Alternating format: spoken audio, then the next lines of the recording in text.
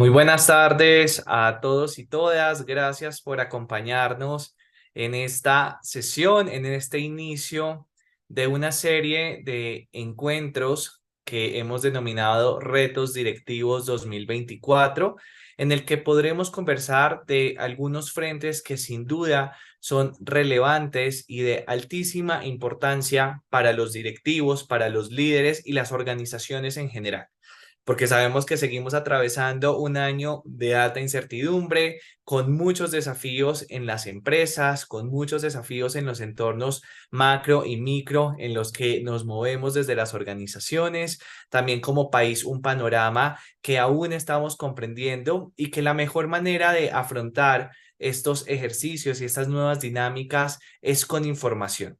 Y desde la Universidad de los Andes es sin duda un escenario que queremos propiciar para que ustedes, personas que están en la industria, en los sectores reales, tengan información de primera mano, y qué mejor manera de hacerlo que con nuestros profesores. Así que desde ya, gracias por la alta acogida que hemos tenido y por este espacio que esperamos sea de gran valor para ustedes. Me presento, soy Jaime Marín, soy el director de programas abiertos de Executive Education en la Universidad de los Andes, y es un lujo poder dar inicio a este espacio hoy con la sesión de Economía Colombiana, Balance del 2023 y Perspectivas para el 2024, a cargo del profesor Francisco Azuero. Francisco es economista, es doctor en ciencias económicas y ha tenido una trayectoria muy importante en el ámbito financiero. Fue director de Fogafín, viceministro de Hacienda y Crédito Público y vicepresidente administrativo del Banco de Caldas y del Banco Central Hipotecario. También es un profesor con mucha trayectoria en las juntas directivas, no solo participando en ellas, en las cuales ha tenido unos roles muy importantes, sino también liderando por muchos años y creando el programa de juntas directivas y gobierno corporativo, que hace parte de este portafolio de Executive Education que tenemos en nuestra oferta. La dinámica de este espacio va a ser muy sencilla. Vamos a tener esta intervención en la que Francisco nos ha preparado este balance del año pasado y lo que se viene para el 2024. Y la idea es que ustedes puedan interactuar en este chat que está habilitado acá en YouTube, para que nos puedan ir dejando preguntas, inquietudes. Algunas de ellas las vamos a leer en un espacio que tendremos hacia el cierre de esta conversación. Así que los invitamos a todos a estar muy conectados, a que puedan ir interactuando desde ya en este espacio, y también agradecerle muchísimo a Francisco por haber acogido esta invitación, por acompañarnos y también por haber preparado sin duda este tema tan relevante para las organizaciones y para los líderes que hoy nos están acompañando. Así que Francisco, te doy la palabra de nuevo, gracias, y bueno, espero que también sea un espacio muy productivo para ti. Bueno, no, muchísimas gracias, Jaime, por la presentación. Muy complacido de estar con todos ustedes. Eh, el propósito de esta charla, que es pequeña, estoy tratando de ponerla en modo presentación, pero por algún motivo, ya, ahora sí. Eh, el propósito va a ser el de señalar algunas situaciones o algunos Francisco, perdón, te interrumpo, es que está saliendo cuando sale como la diapositiva que viene siguiente. Entonces, si dejas sí, de compartir y volvemos a compartir para que salga full pantalla. ok, perfecto.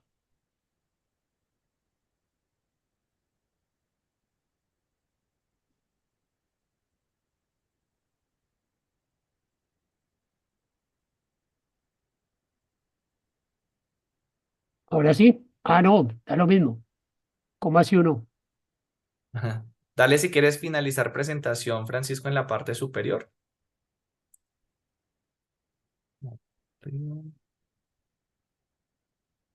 Ah, Ah, no sacó.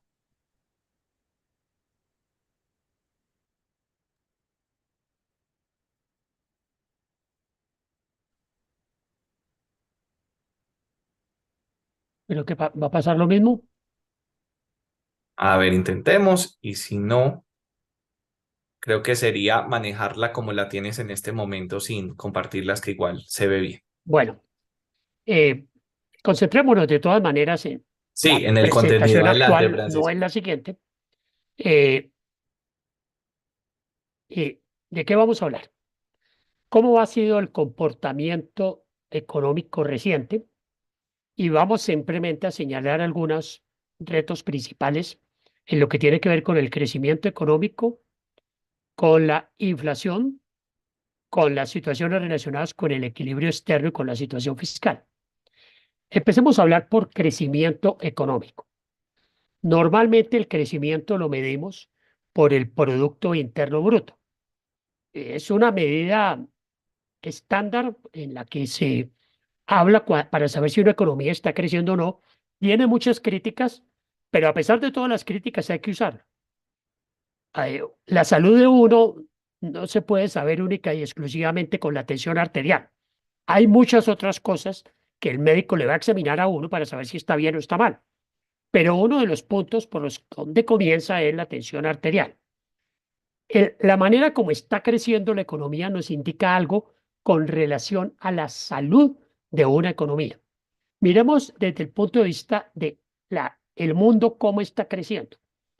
Eh, el mundo está en unas tasas alrededor del 2,6, 2,4 es lo que está previsto para el 2024, para el 2025, 2,7. Estas son proyecciones del Banco Mundial. Normalmente, entre más lejos vayamos, pues más optimistas son estos organismos internacionales. Entonces, fijémonos, América Latina y el Caribe creció el año pasado 2,2% y está pensando crecer el 2,3%.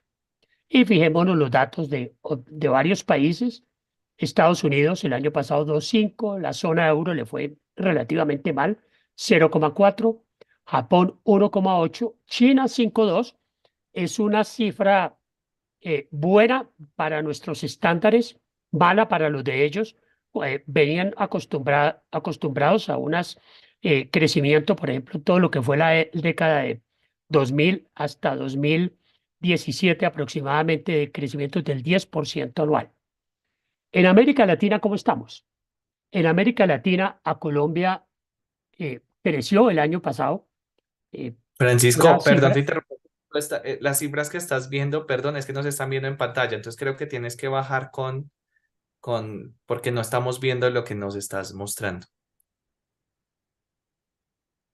Ahí no están viendo una que dice economía mundial. No, señor, estamos en el slide uno. Entonces, no sé qué pasa. Voy a ensayar otra vez.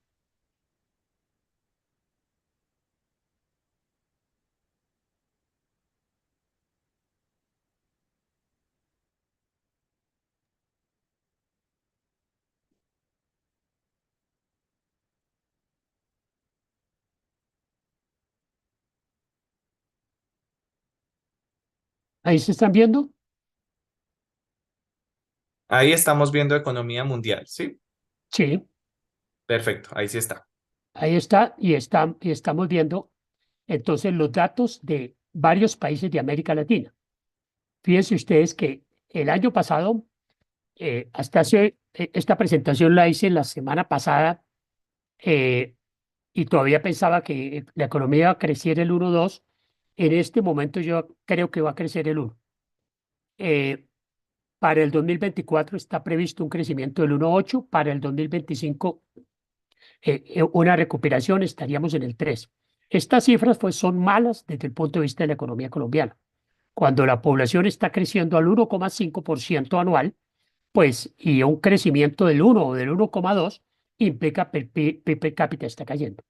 Si nos comparamos con otros países de América Latina, miremos los datos del 2023, nos va bien si nos comparamos con Argentina. Obviamente, Venezuela ni se habla porque ya ni siquiera se tiene en cuenta en las estadísticas porque los organismos internacionales no le tienen absolutamente ninguna confianza a las cifras de la economía venezolana. Brasil creció al 3,1, crecimos un poquito mejor que Perú y que Chile. Hay unas incertidumbres enormes de todas maneras en lo que tiene que ver con la economía mundial. La guerra en Ucrania, pues parece que va a continuar, pero sus consecuencias son cada vez más inciertas, porque depende del escalamiento que pueda tener la guerra y de las posibles consecuencias que hasta cierto punto son impredecibles. Los conflictos en el Medio Oriente, que también se están produciendo unas escaladas cada vez mayores y que están afectando inclusive el transporte de buques por el canal de Suez, lo cual ha incidido en el comportamiento de los precios del petróleo. Y un tema bien complicado también es las elecciones en Estados Unidos. Desde el punto de vista económico, ¿qué podría ser lo negativo? Pues simplemente un incremento en la guerra comercial, el cual pues Trump ha sido uno de sus principales abanderados. Fue el que prácticamente comenzó una guerra comercial contra China y contra Europa en su primer periodo de gobierno. Y uno no pensar, y nada hace pensar que haya cambiado de manera de pensar y un mayor proteccionismo. eh, eh, es decir, tanto los demócratas como los republicanos ahora se están jugando cartas del proteccionismo y eso tiene una incidencia negativa desde el punto de vista del comportamiento de la economía mundial, porque puede interrumpir de una manera importante los flujos de comercio. ¿Qué ha pasado en Colombia con el crecimiento del PIB en los últimos años? Recordemos que la pandemia tuvo un efecto absolutamente terrible. Caímos el 7% en el año 2020. Es la primera vez que tenemos una caída de esa magnitud, que existen estadísticas de las cuentas nacionales en Colombia, que es aproximadamente desde 1950. Hubo otro año en que había una caída pequeña, en 1999, pero este año, por todas las situaciones que nosotros conocemos, pues se presentó esa caída del 7%. Hubo un efecto rebote en el 2021, crecimos el 11%. Ya en el 2023 el efecto rebote continuó, crecimiento del 7,3, pero ya este año estamos en el 1%. ¿Cómo hace uno para entender estas cifras de crecimiento? ¿Cómo hace uno para saber a qué se debe que crezcamos o que no crezcamos? Esto normalmente se analiza por los componentes de la demanda.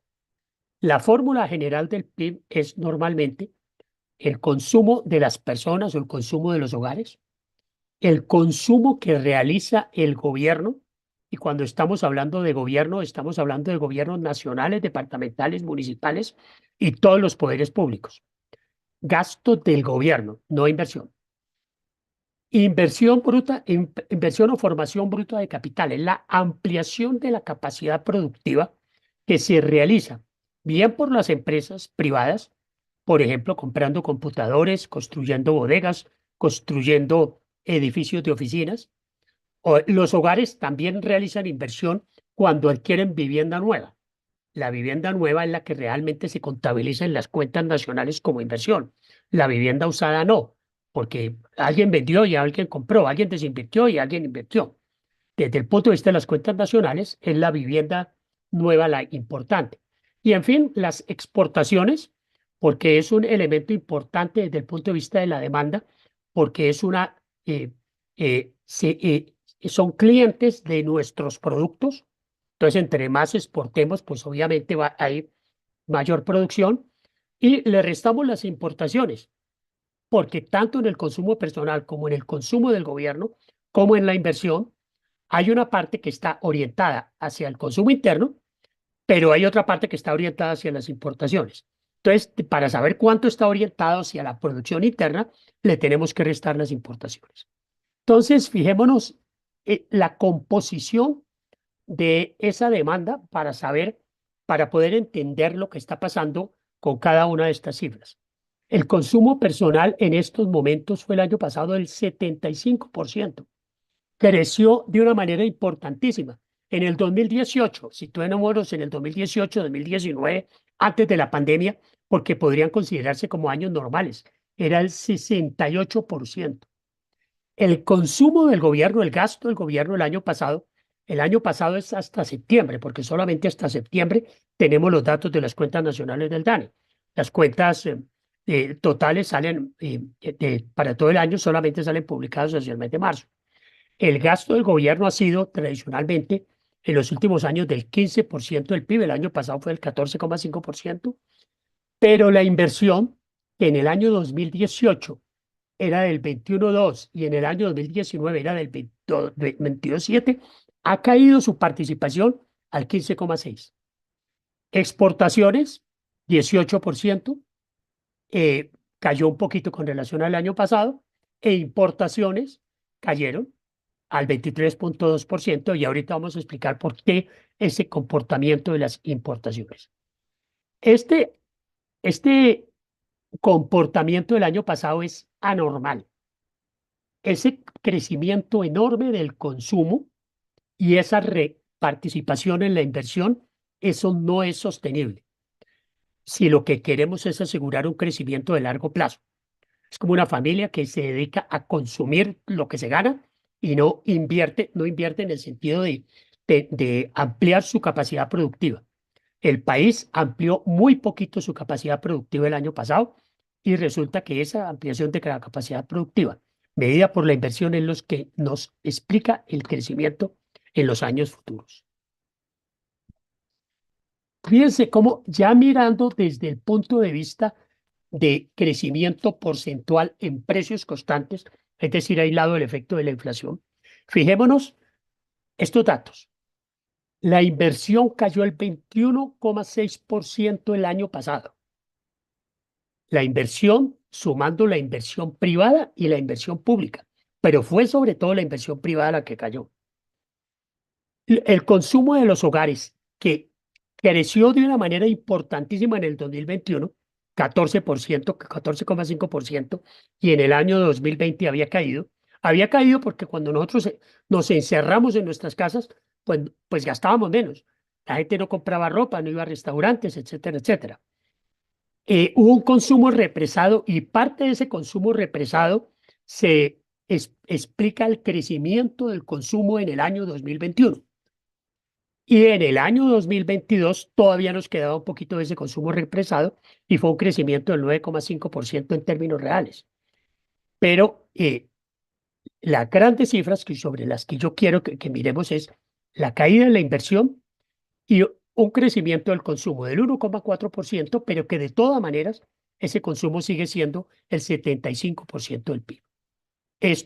Esta composición y este comportamiento del gasto público, pues es complicado porque compromete los crecimientos futuros. El DANE publica normalmente cada mes, y el último que ha publicado es el dato de noviembre del 2023, el índice de seguimiento de la economía colombiana. Y nos informaron que creció el 2,3% con relación a noviembre del año anterior. Inclusive unos trinos por allá de ministros y del presidente diciendo que ya estábamos en la recuperación. Ojo, pero es que estamos comparando con noviembre del año pasado, que fue un año pésimo. Ahí lo tienen ustedes el año pasado, cómo fue de malo ese dato del año pasado. ¿Y por qué fue malo el año pasado? Por una serie de situaciones que le introdujeron pesimismo a la economía colombiana. El momento en que el gobierno dijo que iba a hacer control de cambios y otro tipo de anuncios o que se iban a suspender completamente las nuevas exploraciones y explotaciones de petróleo y de carbón. Ese tipo de anuncios, que algunos de ellos fueron corregidos, pues fue lo que explicó ese mal sentimiento de la economía colombiana en el noviembre del año pasado, y por lo tanto, al comparar noviembre de este año con noviembre del año pasado, pues hay que tener en cuenta eso que se llama el efecto base.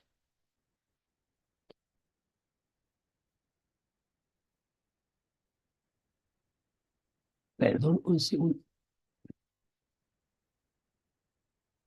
Perdón, no entiendo por qué no avanzan. Perdón, ¿ustedes están viendo que avanza la presentación? Ah, sí. No, creo, ahí ya Ahí avanzó. sí ya. Hay ¿Cuáles son los variables que factores o las variables que inciden en que la gente consume, que la gente gasta? Obviamente, primero, ¿cuánta plata se gana?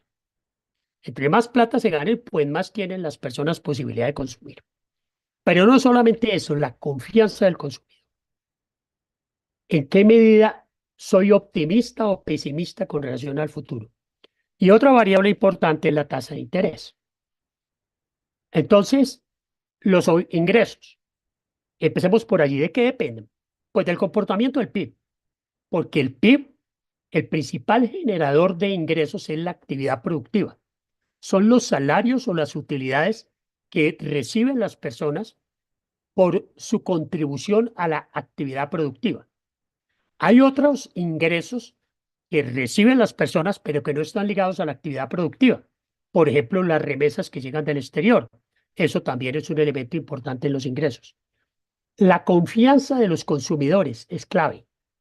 ¿Qué tanto estamos optimistas o pesimistas? Y la tasa de interés. Eh, Fijémonos los indicadores de la tasa de desempleo.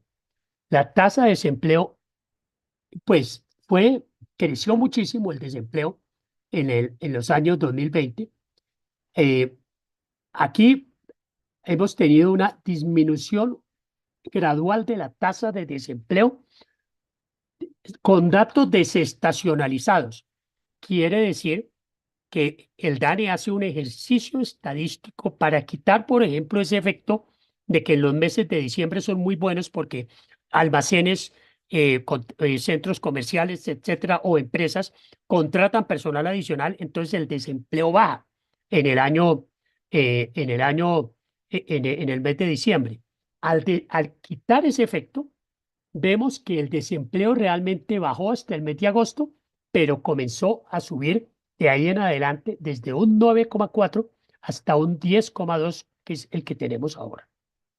Las remesas del exterior han venido creciendo de una manera importante y esto es un componente del ingreso nacional, es decir, sirve para estimular la demanda, pero es una demanda estimulada no por la actividad productiva, sino por los ingresos extraordinarios que reciben personas gracias a los familiares que están en el exterior. Han venido creciendo de una manera importantísima y esto también ha ayudado desde el punto de vista de las cuentas corriente de la balanza de pagos.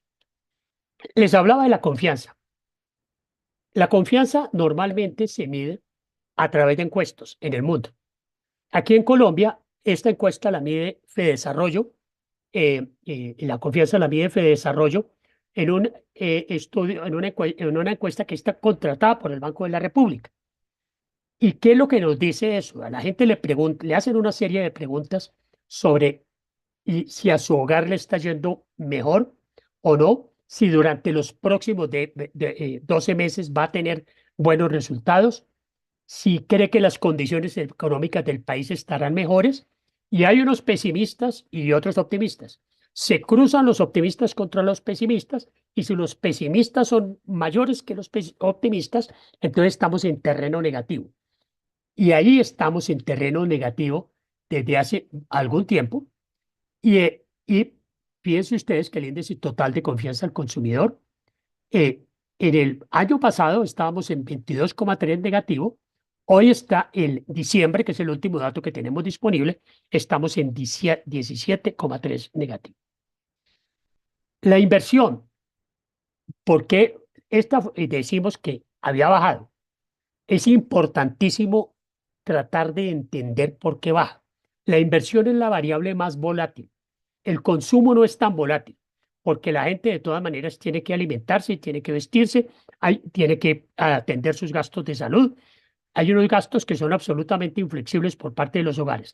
En cambio, la inversión sí es absolutamente variable porque depende de qué tan optimistas son los empresarios con relación al comportamiento de la actividad económica.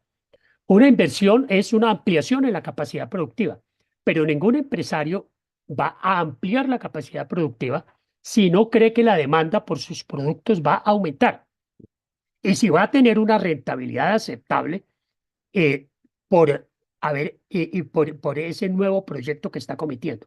Entonces, una variable importantísima es la confianza empresarial. La otra es el ahorro interno, cómo nos vamos a financiar para poder hacer la inversión. O la otra es el ahorro externo, bajo la forma fundamentalmente de la inversión extranjera, eh, que es la otra fuente con la cual puede crecer la inversión.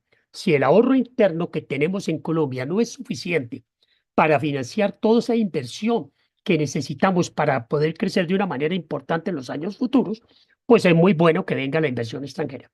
Y en fin, la tasa de interés, porque en la medida en que la tasa de interés es más alta, un proyecto de inversión que antes tenía un comportamiento, digamos, arrojaba un valor presente, un valor presente positivo. Si se le sube la tasa de interés demasiado, pues de pronto ese valor de presente va a bajar o inclusive va a convertirse en negativo. Entonces, miremoslos desde el punto de vista de la confianza industrial. La confianza industrial continúa en terreno negativo. Nuevamente, estas son encuestas que hace Desarrollo. Le preguntan a la gente cómo está su nivel de pedidos, el nivel de existencias o de inventarios que tenga actualmente y las expectativas de producción para el próximo trimestre. Y ese índice compuesto es lo que explica lo que se llama el índice de confianza industrial. Y es más lo negativo que lo positivo. El índice de confianza industrial estaba en noviembre del año pasado en 7,1%. Además del índice de confianza industrial, Fedesarrollo también tiene un índice de confianza para el sector financiero y un índice de confianza para el comercio, pero no se los vamos a mostrar ahorita. Entonces, ¿cuáles son las causas? Pues hay una pregunta que se le hace a los empresarios en estas encuestas, que si las condiciones económicas y sociopolíticas actuales son favorables para la inversión. Entonces, y cada una de ellas se clasifica por aparte y ambas están en terreno negativo, tanto las tendencias económicas como las tendencias sociopolíticas. Esto es la información que proporciona también la encuesta de Fedesarrollo. La inversión extranjera directa en dólares, pues ha crecido de una manera importante desde el año 2020, 2021, 2022, 2023, en términos de valores en dólares absolutos, un aspecto muy importante, pero que puede amenazarse si las perspectivas económicas hacia el futuro son inciertas. Una parte muy importante de la inversión extranjera va hacia actividades, el gobierno llamaría extractivas, producción de petróleo, extracción de petróleo, oro, carbón, ferroníquel, etcétera.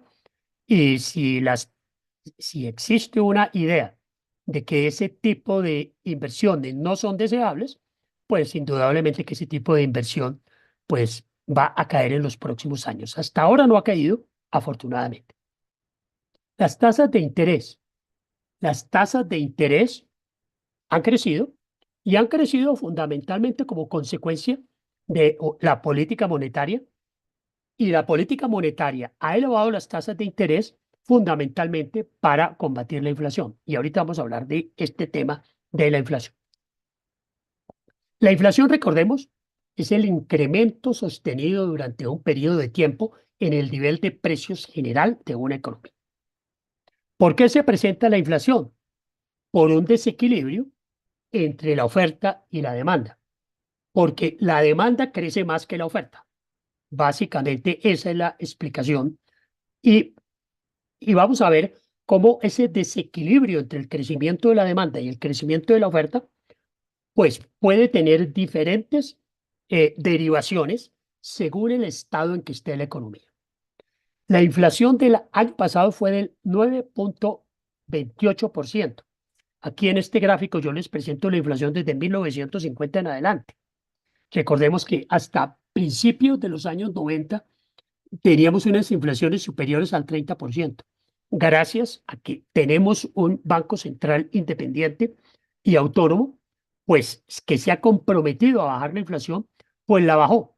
Claro, tuvimos problemas derivados de la pandemia, tuvimos problemas relacionados con el comportamiento de la economía mundial, hicieron que esa inflación creciera en el año 2022 sobre todo, pero y bajara un poquito en el año 2023 al 9,28, pero eso sigue siendo demasiado alto de acuerdo a los estándares, a las buenas prácticas internacionales sobre comportamiento de la inflación y también a nuestro comportamiento histórico reciente y a las metas de inflación objetivo que tiene el Banco de la República. El Banco de la República se ha fijado una meta del 3% y esa meta quiere decir que tiene que acondicionar todos los instrumentos para que se logre en un plazo razonable esa meta del 3%. ¿Cuáles fueron la causa de la inflación internacional? Crecimiento en la demanda, pero hubo choques importantes que impidieron que la oferta respondiera. Los países, tanto en Europa como en Estados Unidos, nosotros en alguna medida también, hubo un gasto público enorme para enfrentar todas las contingencias derivadas de la pandemia. Eh, Aquí en Colombia lo hicimos con endeudamiento, en Estados Unidos también, en Europa también, eh, cada uno a su manera. Pero se presentaron situaciones o choques importantes en la oferta, cuellos de botella en las cadenas de valor. Tal vez ustedes están familiarizados con los problemas que se presentaron en el transporte marítimo. La escasez de chip para automóviles en un momento determinado, que hizo que los automóviles subieran de precio. Eh, Para unidades de procesamiento gráfico también hubo escasez de chips. Hubo incrementos en precios de la vivienda durante un periodo. Alza en commodities, especialmente el petróleo. Si bien hubo una baja en el 2020, ya en el 2021-22 comenzó a recuperarse. Y efectos de los programas fiscales, especialmente en Estados Unidos. En países emergentes como Colombia, pues hubo periodos en que tuvimos devaluación de nuestras monedas y la devaluación origina también unas consecuencias inflacionarias importantes. La inflación se comenzó a acelerar en Colombia básicamente desde los últimos trimestres del 2020. Y fíjense ustedes, aquí les estoy presentando el índice de precios al productor en línea roja y el índice de precios al consumidor en líneas azules, en la línea azul. Y fíjense ustedes la dinámica tan diferente que hay allí. Es decir, quiero señalar a propósito de eso, de que la famosa tesis de que la inflación se explicó porque las utilidades de las empresas crecieron y no le trasladaron los mayores precios a sus consumidores, pues entonces aquí está prácticamente desvirtuada esto simplemente con este gráfico. La inflación para los productores subió mucho más que la inflación al consumidor. Y insisto en que la inflación es un fenómeno, es un desequilibrio entre demanda y oferta agregada. Y la economía busca que los desequilibrios pues se rompan y se tienda a una situación de equilibrio. ¿Qué pasa cuando hay un incremento en la demanda agregada? En términos nominales, supongamos que el gobierno decidiera endeudarse o que el Banco de la República decidiera imprimir billetes y regalárselos a la gente. Todo eso se va a traducir en varios fenómenos distintos según la característica, según la situación en que esté la economía. O bien crece la economía, eso es una posibilidad, que la economía crezca, que gracias a que la demanda creció, la economía crezca.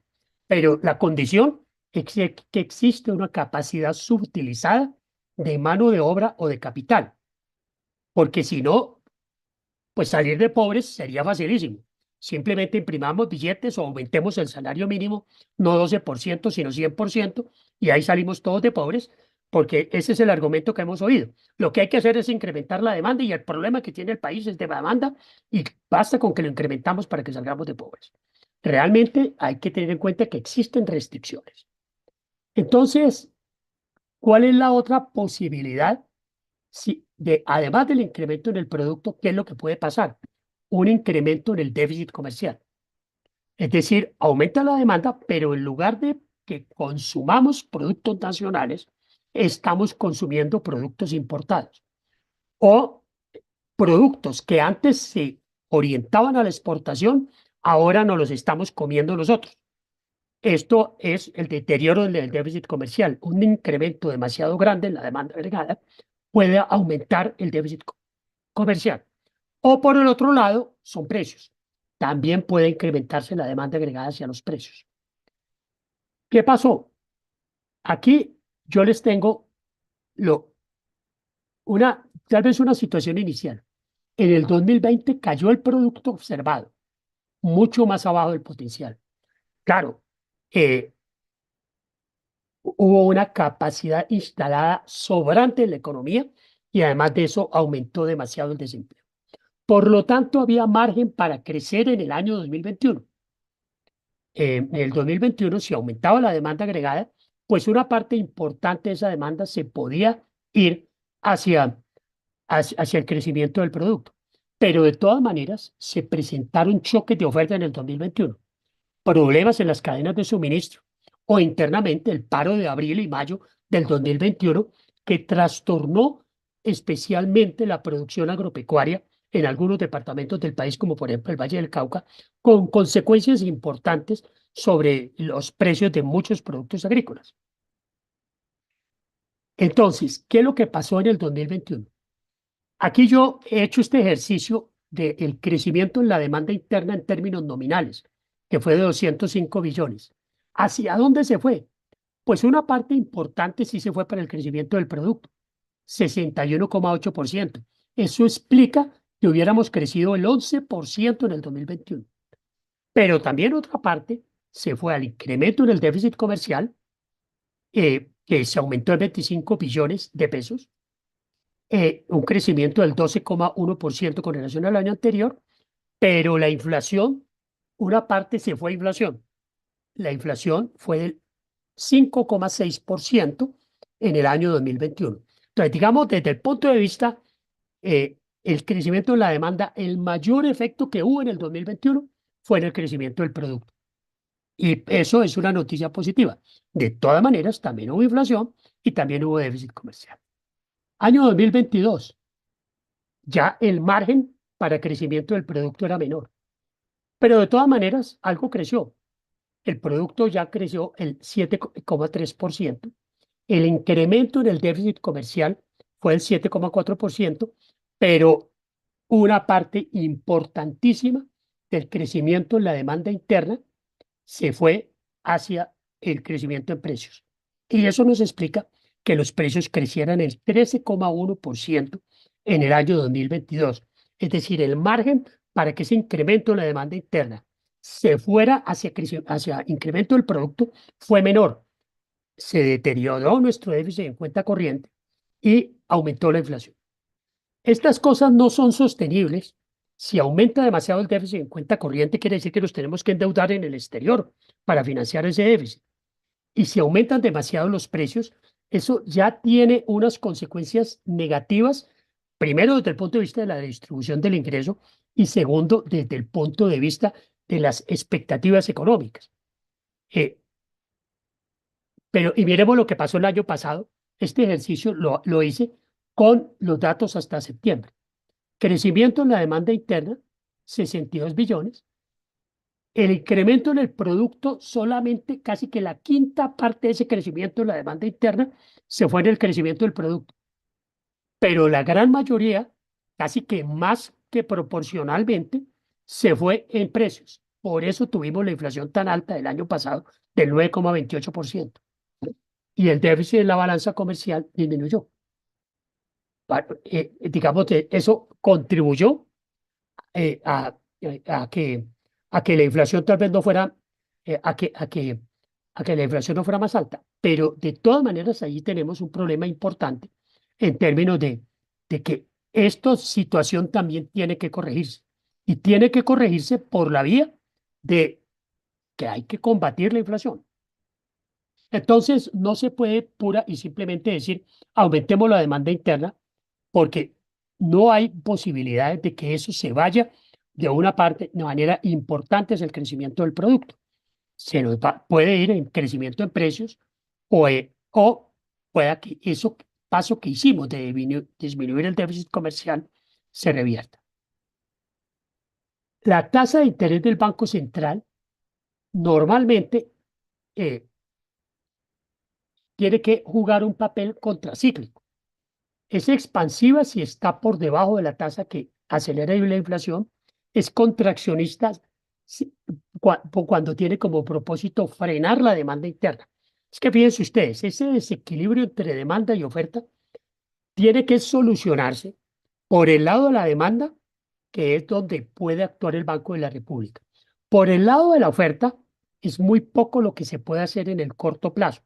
Indudablemente que hay que aumentar la productividad agropecuaria, la productividad industrial, etcétera, pero eso no es una herramienta de manejo coyuntural. Eso lo que requiere son manejos estructurales de largo plazo para mejorar la productividad de la economía, la tendencia de crecimiento de largo plazo del producto potencial, que es lo que importa. Entonces, el Banco Central no tenía absolutamente ninguna alternativa cuando estaba aumentando la inflación, sino la de aumentar la tasa de interés. Bien, en este gráfico yo trato de pintar el dilema ese que está en el Banco de la República. La línea roja es el producto potencial, la línea azul es el producto observado o el producto actual. La brecha del producto es cuando estamos por debajo del producto potencial. Ahí sí el banco puede bajar las tasas de interés, pero cuando estamos cerca del producto potencial, pues no se puede dar ese lujo, porque lo que produce es incremento de la inflación. Es todo lo contrario. Si estamos cerca, si no existe brecha del producto, y si el producto observado es igual al producto potencial, pues el Banco de la República no tiene otra alternativa sino subir la tasa de interés. Y eso fue lo que hizo y lo que tuvo que comenzar a hacer desde finales del 2021. Y lo hizo de una manera consistente, poco a poco, y ya en el último mes del año pasado tomó la decisión de rebajar un poquito la tasa de interés de intervención. Es la tasa a la cual le prestan a los bancos es como la materia prima con lo cual los bancos trabajan y por lo tanto tiene una incidencia en todos los créditos de la economía. ¿Cuáles son los elementos que pueden incidir en la inflación para poder saber cuáles son las perspectivas? Uno, el incremento en el salario mínimo. Otro, las expectativas de inflación hacia adelante. El Banco de la República insiste mucho y la teoría monetaria moderna insiste mucho en el papel de las expectativas. Si la gente cree que los precios van a aumentar, terminan aumentando. Entonces hay que incidir en las expectativas. ¿Cuál es la manera de incidir en las expectativas? Que el Banco de la República diga, vamos a bajar la inflación y vamos a ser serios en bajar la inflación. Y tiene que resistirse a cualquier tentación política o gremial o lo que sea de que rebaje las tasas de interés de una manera importante. Hay un problema que estamos teniendo, el fenómeno del niño, que puede amenazar la oferta de alimentos. Y desde ese punto de vista, las perspectivas sobre la inflación pueden haberse amenazadas este año con ese propósito. Un punto, el salario mínimo en términos reales ha aumentado en este siglo un 43,2%. Consistentemente, todos los años, el salario real ha aumentado más que la inflación. Ha aumentado el incremento en el salario, ha sido superior a la inflación. Entonces, eh, pues no es cierto esa tesis de que los trabajadores han estado perdiendo consistentemente capacidad adquisitiva. La pierden en el transcurso del año, digamos entre enero y diciembre, mientras llega el próximo ajuste. Pero ya en diciembre se supone que recuperan lo perdido. Un punto importante es que existe una relación directa entre la informalidad y la diferencia entre el salario medio, entre el salario mínimo y el salario promedio. Si queremos combatir la informalidad, pues hay que buscar que esa diferencia entre el salario mínimo y el salario promedio eh, eh, eh, aumente. Expectativas de inflación para el año entrante. Estas son encuestas que hace el Banco de la República. Los bancos piensan que van a aumentar el 4,82%, los comisionistas de bolsa 4,99%, otros, academia, eh, fiduciarias, etcétera, 4,83%. Expectativas de tasa de intervención. eh, Esta es la tasa de intervención promedio según las expectativas de los encuestados. Y ellos piensan que va a estar bajando consistentemente desde enero hasta diciembre de este año. Y entonces, eh, digamos, esto es una visión, ojalá se cumpla, ojalá se cumpla desde el punto de vista de que el Banco de la República no se vea forzado por otro tipo de situaciones y por otro tipo de problemas a, a no reducir las tasas de interés. Las expectativas de crecimiento eh, con a partir de diversas encuestas, los bancos en Colombia piensan que vamos a crecer el 1,5%, los comisionistas de bolsa el 1,4%, otros en la encuesta del Banco de la República el 1,5%, el Fondo Monetario Internacional, su última actualización es del mes de octubre del año pasado, no la ha revisado, es del 2%, el Banco Mundial la revisó recientemente en el mes de enero y la bajó al 1,8%, y el gobierno en sus cuentas macroeconómicas piensa que vamos a crecer únicamente el 1,5%. Bueno, yo voy a dejar allí. Entonces, eh, Angie, si tú has recogido algunas preguntas o algunas inquietudes por parte de la audiencia, pues me gustaría atenderlas. Muchas gracias por la charla, profesor Francisco. Si quieres, te propongo que en lo que las personas que nos están acompañando en el evento de hoy nos terminan de dejar sus preguntas por el chat, les voy a contar un poco sobre la oferta para dar un poquito más de tiempo. Entonces, aprovecho este espacio para recordarles que estamos muy atentos al chat de YouTube para que puedan dejar cualquier pregunta que haya suscitado hasta el momento esta charla tan generosa que nos compartió el profesor Francisco para poder dar alcance a esas dudas al final, en los minuticos que nos queden. Entonces, en primer lugar, me presento, un gusto saludarlos. Mi nombre es Angie Benavides. Yo trabajo como gestora académica en el equipo de programas abiertos. Para todo el equipo en general es un gusto tenerlos acompañándonos el día de hoy. Como les comentaba Jaime Marina al comienzo, realmente desde la unidad de programas abiertos para nosotros es muy importante acompañarlos en esos retos que trae cada nuevo periodo. Particularmente este año 2024 se perfila como un año muy retador y lleno de incertidumbre, y para nosotros es vital ser su aliado académico en el momento de adquirir esas nuevas herramientas a través de formaciones actualizadas que les permitan hacer frente un poco de la mejor manera a estos retos que se presentan en sus organizaciones.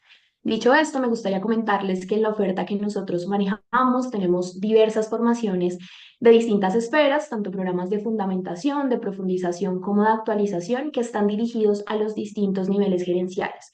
Estas formaciones responden a diversas áreas temáticas. Tenemos formaciones de innovación, de sostenibilidad, de habilidades gerenciales, también de finanzas. Entonces, como les comento, la idea es que puedan, ojalá, explorar la oferta y encontrar esa formación que en este momento están necesitando.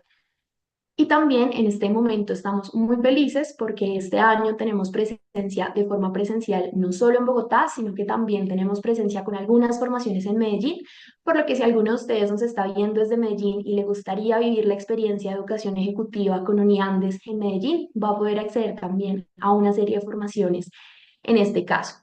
Ya para contarles un poco con más detalle, tenemos en primera instancia unas formaciones de fundamentación, que son aquellas que superan las 100 horas. Son formaciones que, como su nombre lo indica, buscan brindar las bases de esos retos actuales. En este tipo de formaciones tenemos dos de las formaciones insignias que tenemos en nuestra oferta: alta dirección en gestión y liderazgo estratégico y el programa de alta gerencia internacional. Y se sumaron a la oferta otra serie de formaciones que están viendo en pantalla, que seguramente también van a resultar de su interés. Entre paréntesis, van a ver en esta diapositiva los meses aproximados de comienzo de las distintas cohortes para que, si están interesados en una formación que tiene próximo comienzo, podamos ir conversando, y siempre vamos a tener un asesor dispuesto a acompañarlos en ese proceso. Las formaciones de profundización son esas formaciones que tienen una duración aproximada de 40 a 90 horas. Son formaciones mucho más acotadas en su duración, pero que de igual forma buscan permitirles, como su nombre lo indica, profundizar en esa área de su interés. Allí van a ver que tenemos formaciones de diversas áreas temáticas, como se los comenté al inicio, y que sobre todo cada una busca hacer una formación con una aproximación práctica que responda a sus retos, que de nuevo les permita sobre todo comprender cómo avanzar en esa cotidianidad que a veces no para en el entorno organizacional. Y para cerrar, tenemos las formaciones de actualización. Son esas formaciones mucho más cortas, son formaciones que tienen una duración inferior a 40 horas, muchas de ellas están centradas alrededor de las 24, 32 horas. Son formaciones que buscan ser muy ágiles, que sobre todo buscan responder a esos retos más inmediatos que no dan espera en las organizaciones y también se caracterizan por ser formaciones muy prácticas. Sobre todo lo que esperamos en este proceso de ser su aliado académico es permitirles avanzar al ritmo que va cambiando el panorama para que siempre haya una respuesta oportuna a esos retos. Para cerrar, me gustaría contarles que tenemos igual una serie de descuentos por si quieren animarse a acompañarnos, que esperamos que así sean alguna de estas formaciones. En el chat de la transmisión de YouTube les van a compartir un formulario para que nos puedan dejar sus datos, puedan contarnos si alguna formación o algunas formaciones resulta de su interés. Como les comento, con todo el gusto alguien del equipo va a estar muy pendiente para responder cualquier duda que tengan y asesorarlos de la mejor forma. Y antes de pasar a las preguntas en el chat, me gustaría contarles un poco sobre los próximos eventos que tenemos. Uno de ellos ha suscitado algunas intervenciones en el chat de YouTube y es el de directivos estratégicos, retos y oportunidades para el 2024. Este evento se reprogramó, ahora lo vamos a tener el lunes 29 de enero a las 6 de la tarde. Esperamos que todos ustedes nos puedan acompañar. Y el día siguiente, el martes 30 de enero, también a las 6 de la tarde, tenemos otro evento de una temática muy de actualidad, que es cómo esperar lo inesperado en esos escenarios de geopolítica que nos depara el 2024. Dicho esto, ya me paso al chat de YouTube para ver todas sus preguntas. Voy a dejar de compartir pantalla, profe Francisco, y te voy compartiendo las preguntas. Una primera pregunta, profe, que tenemos en el chat es: ¿cuáles son los principales riesgos internacionales que pueden impactar la tasa de cambio? Riesgos internacionales que impactan la tasa de cambio. La tasa de cambio es colombiana, la relación peso-dólar está muy fuertemente ligada al comportamiento de los precios de nuestros productos exportados, petróleo y carbón. Entonces, un incremento en el precio del petróleo podría incidir en una revaluación. Eh, ¿Por qué podría bajar el precio del petróleo? Por una caída en la demanda mundial. Por ejemplo, si la economía china le va mal o la economía europea le va mal. Son elementos de oferta y demanda que inciden en el mercado de petróleo y ese es uno de los principales determinantes en lo que tiene que ver con el comportamiento de la tasa de cambio. Otra variable es la tasa de interés.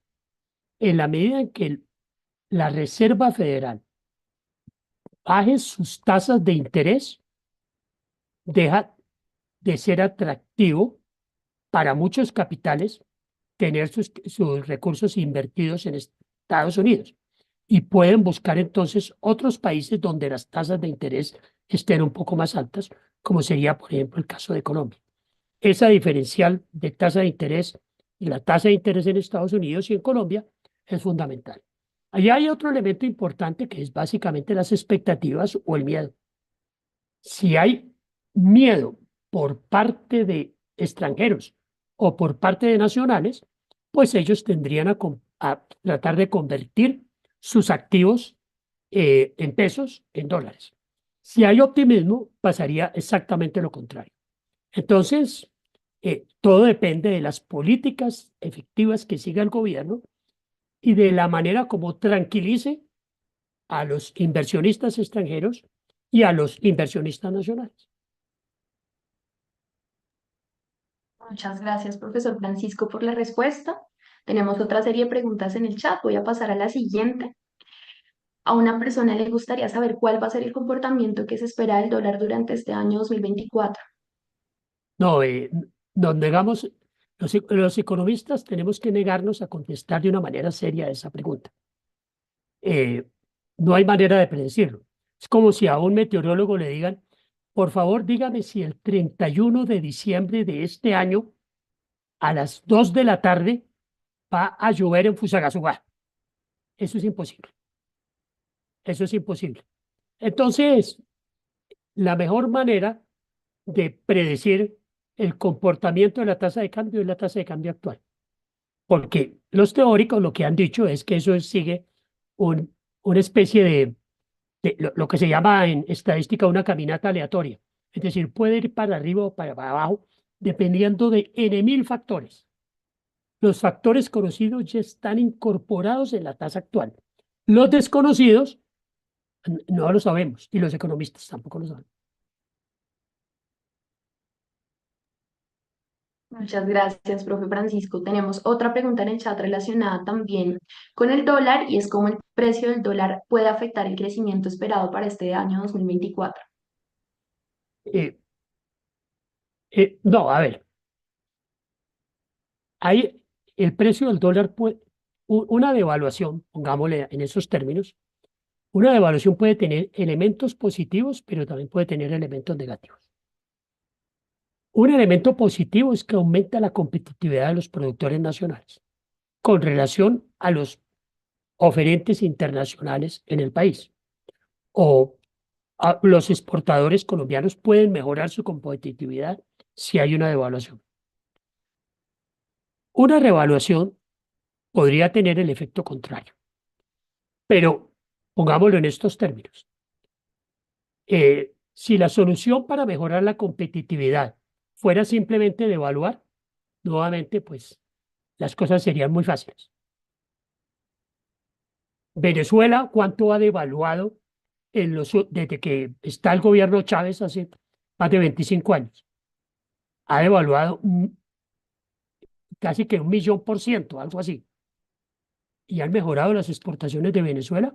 ¿Ha mejorado la capacidad competitiva de Venezuela? No. La tasa de cambio es un elemento importante. La tasa de elemento nos mide la productividad relativa de Colombia con relación al resto del mundo. Un país en la medida que sea más productivo, su moneda tenderá a revaluarse porque sus nacionales se benefician de esa generación de riqueza. Una devaluación es un empobrecimiento del país, es un empobrecimiento nuestro en términos de activos internacionales. Son menos los activos internacionales que podemos comprar con nuestro dinero. Claro, eso nos hace más competitivos. Es como si un trabajador dijera, voy a ser más competitivo, pero voy a rebajar mi salario para poder ser más competitivo. Indudablemente que es más competitivo, pero está ganando menos. Eso lo tenemos que tener en cuenta. Entonces, lo que normalmente tenemos en Colombia desde hace más o menos 25 años es que la tasa de cambio no es un objetivo de política económica. La tasa de cambio es un resultante de un montón de variables. Y el Banco de la República, que es la autoridad que en otra época intervenía sobre la tasa de cambio, ya dejó de preocuparse por ese tema. Su objetivo es controlar la inflación. Y la tasa de cambio va a depender de la oferta y la demanda de dólares y ya son muchas otras variables las que entran en juego allí. Muchas gracias, profesor Francisco. En el chat tenemos otra pregunta y es, según las expectativas de inflación a 2025 que presentaste, ¿ha pasado ya lo peor en cuanto a la inflación? Uno esperaría que sí. Hay una cosa que no sabemos todavía cómo va a repercutir, que es el incremento importante que hubo en el salario mínimo, que fue más o menos 2,2, un crecimiento de 2,2 en términos reales. El crecimiento en el salario mínimo, indudablemente que incrementa los costos de los productores y algunos de ellos van a pasar esos costos a los consumidores. Y el problema ya es la generación de expectativas. ¿Qué tanto estamos pensando que el Banco de la República va a ser exitoso o no? Y allí me parece que es clave el mensaje que manda el Banco de la República. Si el Banco de la República, por ejemplo, decidiera hacer caso a las presiones por todos lados de que baje de la tasa de interés de una manera importantísima y radical en sus próximas reuniones, pues mucha gente se podrá contenta, pero otra gente lo que va a pensar, no tenemos un Banco de República serio, lo que va a pasar es que va a aumentar la inflación. Entonces, todo depende de muchas situaciones que ojalá, pues indudablemente no vamos a llegar al 3%, una meta razonable, es decir, un camino razonable sería que llegáramos aproximadamente a niveles del 5,5-5,8% de la inflación en este año. Muchas gracias, profesor Francisco. Para respetar el tiempo del espacio, lastimosamente vamos a hacer la última pregunta. Voy a seleccionarle aleatoriamente. Por aquí en el chat, profesor Francisco, para cerrar, nos preguntan si nos podrías compartir algunas recomendaciones a nivel de finanzas que deberían tener en cuenta las empresas y también algunas recomendaciones para el ciudadano común. No, no, a ver, las recomendaciones, si un médico le pregunta, deme unas recomendaciones para mejorar mi salud, te diría, eh, primero te tengo que hacer un diagnóstico. Para hacer una recomendación a una empresa, uno lo primero que tendría que hacer sería un diagnóstico. ¿Qué es lo que pasa?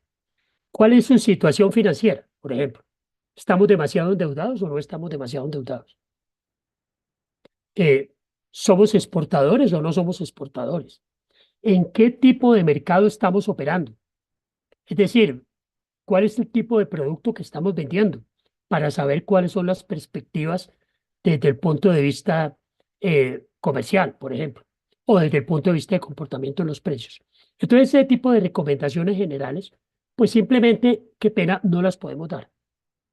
Lo único que uno puede dar como recomendación general es prudencia. Es prudencia a la hora de diseñar un proyecto de inversión, a la hora de decidir endeudarse, a la hora, y eso vale tanto para las personas como para las empresas.